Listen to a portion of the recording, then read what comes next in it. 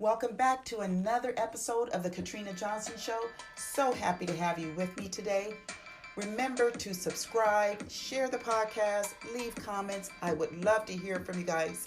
Also, you can follow me online at katrinajohnson.online or on Instagram at I am Katrina Johnson. I thank you again for joining me, and let's get into the show.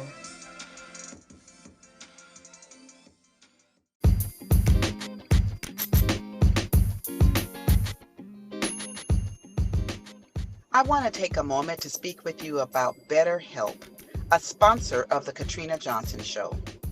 You know I'm big on inspiring people to live their best lives, but sometimes we need a little more than words of inspiration. When mental health interferes with your daily routine and lifestyle, you need someone to confide in that can help you with sorting through your emotions. That's exactly what BetterHelp is all about. It's professional therapy done securely online and is available to clients worldwide. With BetterHelp, you can get your needs assessed and be matched with your own licensed professional therapist. You can log into your account anytime and send a message to your therapist. You'll get timely and thoughtful responses. Plus, you can schedule weekly video or phone sessions so you won't have to sit in an uncomfortable waiting room as with traditional therapy. It's more affordable than traditional offline therapy, and financial aid is available. Remember, living your best life begins with taking care of your mental health. BetterHelp, a sponsor of the Katrina Johnson Show, wants you to start living a happier life today. Visit betterhelp.com/KJ Show. That's BetterHelp, HELP, and join the over 500,000 people taking charge of their mental health with the help of an experienced professional. And here is a special offer for the Katrina Johnson Show listeners. Get 10% off your first month at betterhelp.com/KJ Show.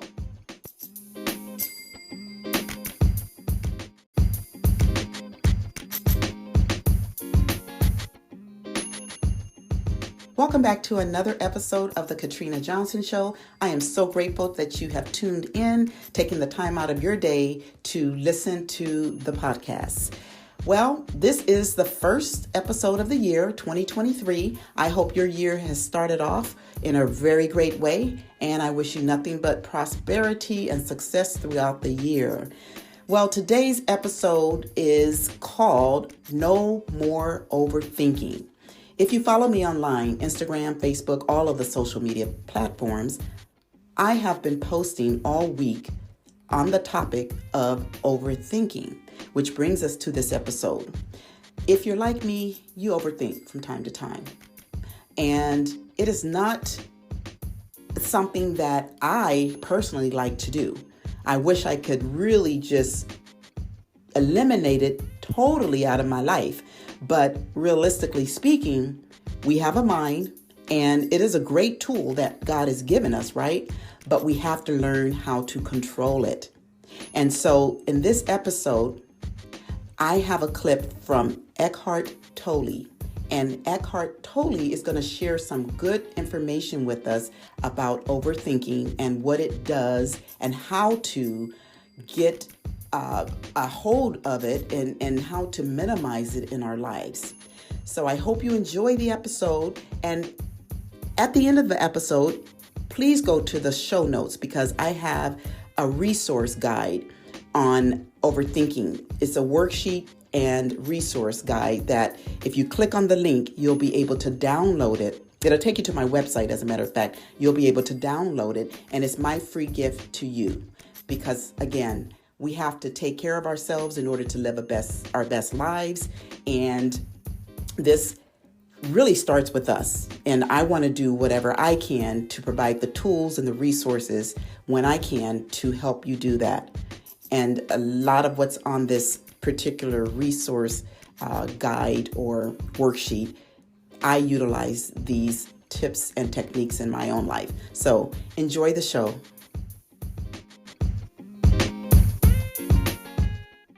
A lot of of thought is destructive of happiness, of well-being, of your ability to feel alive, your ability to feel joy, your ability to be creative. A lot of mind activity is destructive. So whenever you're engaged in worrying is completely purposeless. Nobody has ever found a solution to a problem by worrying about it. Worrying means that you don't even want a solution, you want to worry. But when I say you, at that moment you are your mind. The mind has its momentum, and the momentum wants to carry on. The worrying thoughts don't want to cease, they don't want to die, they want to continue to be worrying thoughts. So, or other destructive thoughts, when you have you're deeply negative, let's say you're trapped in deeply negative thought patterns. And every therapist knows that often in therapy you reach a point where human being, there's a possibility of going beyond. And then the enormous resistance arises. They don't want to go beyond because there's the thought patterns are, they don't want to die. They want to stay. So worrying, destructive thoughts, useless thoughts that take you always out of the present moment, that make it impossible for you to even appreciate beauty and aliveness around you that's always there. So you need to have some minimum of awareness to realize that this is what's happening to you. Oh, in the middle of the night, you wake up 3 o'clock in the morning, anxiety rises. Why does it arise? Are you confronted with the problem? You're in bed, a relatively warm bed. Anxiety rises, not because you're confronted with a problem, but the mind is creating it. The mind is creating the anxiety. And so when you realize that, you can then learn to let go of thought that is recognized as not only unnecessary, but actually bad for you and everybody else around you. You don't want it, you don't need it, but it has a momentum. So how do you break the momentum of the thought? It doesn't seem to want to go away. Once you recognize it, that it has no useful function except to make you miserable. So you've recognized that this thought pattern has no useful function, but it's making me miserable. All the function it has, it's pretending to be useful. Worry always pretends to be necessary, but worry is not necessary. It's unhelpful. Focused thinking, you become still. Then you begin to think, what is the situation? What can I do about it? This and this and this. Okay, if I do that, focused thinking, that's great. Worrying is something very different, completely unhelpful and self-destructive. Once you've recognized it, you become free by recognizing its dysfunctional nature. Then direct your attention elsewhere. It's a conscious choice. And that's possible, and it's not that difficult. So you withdraw energy from the thoughts. And energy in this case is consciousness.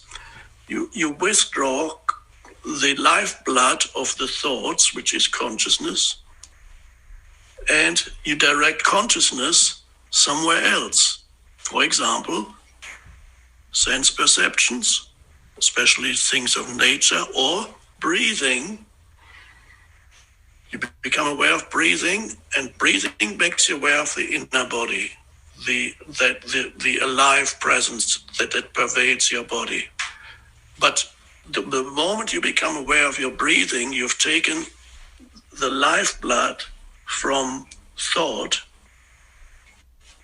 and placed the attention, the conscious attention, into the inner body. So you connect with the aliveness within, and immediately thought begins to subside. It cannot survive if you take away attention, consciousness from it. It then will try, many times, it will try to get consciousness back. And so it will come up again the moment you lose connectedness with the inner body or your breath. It will try to start up again, and then you have to catch it again. So and then you learn to keep thought at bay, but not by suppressing it, simply by being so alert and directing your attention elsewhere that it begins to subside. So the vital practice is to keep thought at bay when you recognize it as unnecessary, dysfunctional, and it creates a lot of unhappiness. So that's a wonderful practice. Just take your attention into your breath. You breathe into the body, even down to the abdomen, and out. And breath awareness means you're no longer trapped in your mind. You have taken attention away from the mind. Simple practice of breath awareness. And breath awareness can take you into body awareness, and the two can go together. Your awareness of you're aware of your breathing, and you're aware of that your body is alive. And that becomes a single thing, the breathing and the awareness of the inner body. And this, when you discover that you have that power, that you are more powerful than your mind, it's a wonderful liberation, the discovery that is not actually that difficult, but you just have to know that you have that power to become free of dysfunctional thinking. Just breathe, feel the aliveness. That's who you are.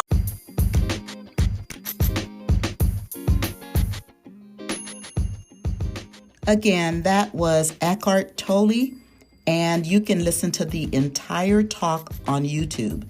It is titled School of Awakening, Become Free from the Overthinking Mind, Part 2. Be sure to go to the show notes as well and pick up that guide and worksheet I have titled No More Overthinking. That's my free gift to you.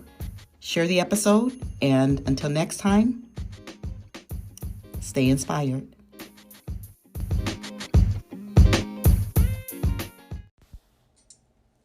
Let's keep the conversation going by emailing me at katrina@katrinajohnson.online.